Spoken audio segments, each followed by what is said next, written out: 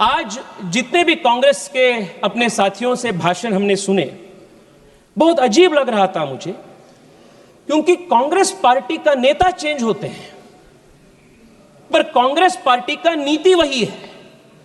1947 से लेकर आज तक कांग्रेस पार्टी के जो कंसिस्टेंट पॉलिसी है वो भारत को और भारत के सशस्त्र बल को सिस्टमैटिकली और डेलिबरेटली वीक करने का एक पॉलिसी है। इसका उदाहरण मैं देना चाहता हूं।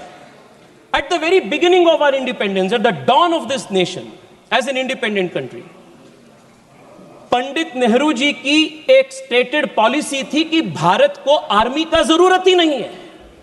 जनरल लॉकहार्ट के पास बैठते हैं और नेहरू जी बात ये बोलते हैं कि rubbish, total rubbish, no plans of modernisation of army is required, India का policy is ahimsa, we don't need the army, police will do its job. ये नेहरू जी की सरकार की स्टेटेड पॉलिसी थी।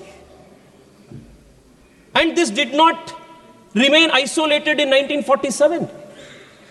When A.K. Anthony ji was the defense minister, it was the stated policy. Madam, my party has allotted me 15 to 20 minutes time. Please give me the time given by my party.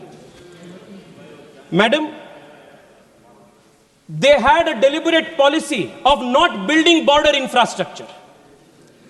और देश के army में जाति गणने का काम भी Congress party ने किया था।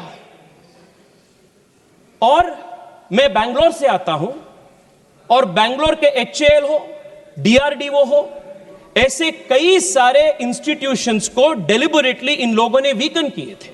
10 साल पहले एचएएल के पास ऑर्डर बुक्स नहीं था। आज एचएएल के पास 1 लाख करोड़ रुपए से ज्यादा order books make in India के नरेंद्र मोदी जी के मेड इन इंडिया के कारण के वजह से है।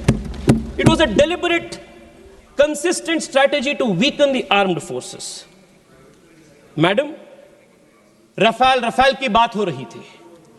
The country remembers how the leader of the opposition in an extremely irresponsible fashion tried to derail the acquisition of the all important Rafale, and they also tried to derail the acquisition of Tejas into the armed forces.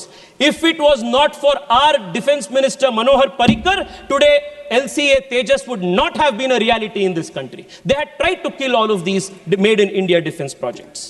Madam, 3 साल पहले general Bipin Rawat ji ने एक बहुत महत्वपूर्ण कार्यक्रम में देश को बताया था that India should be ready to face a 2.5 front war. मैं आज इस देश को इस महत्वपूर्ण सदन से बताना चाहता हूं कि दिस 0.5 फ्रंट जो है वो कांग्रेस पार्टी और इसके इकोसिस्टम है जो भारत के अंदर से भारत को खोखला करने के लिए काम कर रहे हैं। और मैं बहुत जिम्मेदारी के साथ यह बात कह रहा हूं मैडम, और मैं तथ्य के साथ इसको प्रूव करूंगा। मैडम, आज कांग्रेस पार्टी ने टेररिज्म के बार इतना बड़े बात कह रहे, बड़े बात, but what has been the consistent policy of Congress party towards terrorism? Madam, एक ही उदाहरण देना चाहता हूं। 2004 में जब इनकी सरकार सत्ता में आई, what was the first step that they do? It was to repeal the POTA Act. 2001 parliament attack के बाद भारतीय जनता पार्टी के नेतृत्व वाली एनडीए सरकार अटल बिहारी वाजपेयी के नेतृत्व में देश को सुदृढ़ बनाने के लिए, टेररिज्म को खत्म करने के लिए, for the first time in this country we introduce a legislative framework. I want to remind you, madam, when Rajiv Gandhi, madam, when Rajiv Gandhi का ट्रायल चल रहा था, राजीव गांधी जी का ट्रायल चल रहा था, मैडम, जब राजीव गांधी जी की डेथ की, टेररिस्ट से हुई डेथ की ट्रायल चल रहा था, trial court said we do not have exclusive terror legislations to prosecute. This was the state of affairs of this country. 2001 के बाद हमने पोटा कानून लागू की, पर आप सरकार में आते ही पहली चीज आपने पोटा को ध्वस्त किया, यू रिमूव्ड पोटा। और क्यों किया आपने? आपके वोट बैंक के कारण आपने पोटा को बंद किया और उसके बाद 10 साल देश हर दिन टेररिस्ट अटैक रूटीन बन गया था देश में।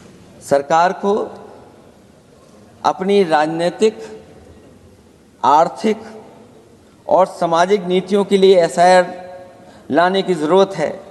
वो हर बार ये कहकर नहीं बच सकती कि चूक हुई है, क्योंकि हर बार सरकार ये कोशिश करती है कि इन घटनाओं से बच जाएं हम, केवल चूक कहकर करके। केवल हमारी सीमाएं जो पाकिस्तान से जुड़ी हैं, वहाँ तो आतंकवाद का हमेशा खतरा ही रहता है, लेकिन जो दूसरी सीमाएं हमारे देश की जुड़ी हुई हैं, उनसे भी हमारे देश को लगातार खतरा बढ़ता चला रहा है। आज अपनी सीमा की स्थिति गलवान से पहले की स्थिति तक भी नहीं लौटी है। जो पहले स्थिति थी वहाँ ये सरकार नहीं पहुँच पाई है। वास्तविक में नियंत्रण रेखा के कई क्षेत्रों में महत्वपूर्ण बफर जोन जब भारतीय गश्ती के लिए उपलब्ध नहीं है, तो पूर्वी लद्दाख में अतिरिक्त भारतीय तैनाती जारी है, जिससे सेना को सैनिकों की भारी कमी का सामना करना पड़ रहा है।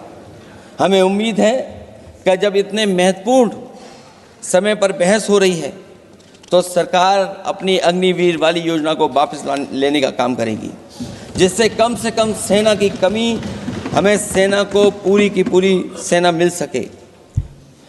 जनवरी में अपनी वार्षिक प्रेस वार्ता में जब सेना प्रमुख ने से ये पूछा गया, तो उन्होंने जवाब डालते हुए कहा कि गश्ती से जुड़े फैसले अब स्थानीय कमांडरों पर छोड़ दिए गए हैं। जैसे भारत की सीमाओं की पवित्रता अब राजनीतिक नेतृत्व का नहीं, बल्कि स्थानीय सेवा अधिकारियों का मामला रह गया है। इस पे भी सरकार को बहुत गंभीरता से सोचना पड़ेगा कि जहां लगातार हमारी सीमाओं का एनक्रोचमेंट हो रहा है। चीन ने भारतीय वाहन निर्माताओं के लिए आवश्यक दुर्लभ खनिजों की आपूर्ति रोक दी है। सुना है कि बुलेट ट्रेन प्रोजेक्ट के लिए सुरंग खोदने वाली मशीनें, डीएपी जैसे उर्वरक और यहाँ तक कि कई बड़ी कंपनियों की रणनीति के तहत उनकी सप्लाई रोकने का काम किया है। जहां हम एक तरफ आत्मनिर्भर का नारा दे रहे हैं, वहीं हम किस पर निर्भर होते चले जा रहे हैं, ये भी विचार करने का सवाल है। सुनने में आ रहा है कि कुछ महीनों के बाद सरकार बीजिंग में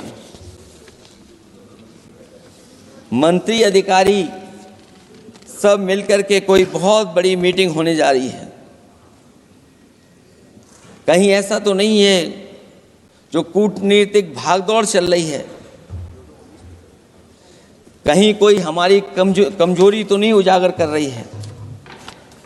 इसलिए जहां हमें पाकिस्तान से खतरा है, उसकी सीमाओं से हमारा आतंकवाद आ रहा है, वहीं जो उसके पीछे खड़ा हुआ देश चीन, उससे भी हमें सावधान रहना पड़ेगा।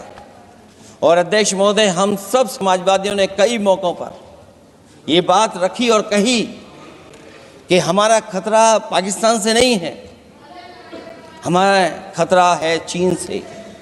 न केवल वो हमारी ज़मीन छीन रहा है समय समय पर, बल्कि हमारे बाज़ार को भी छीनने का काम कर रहा है।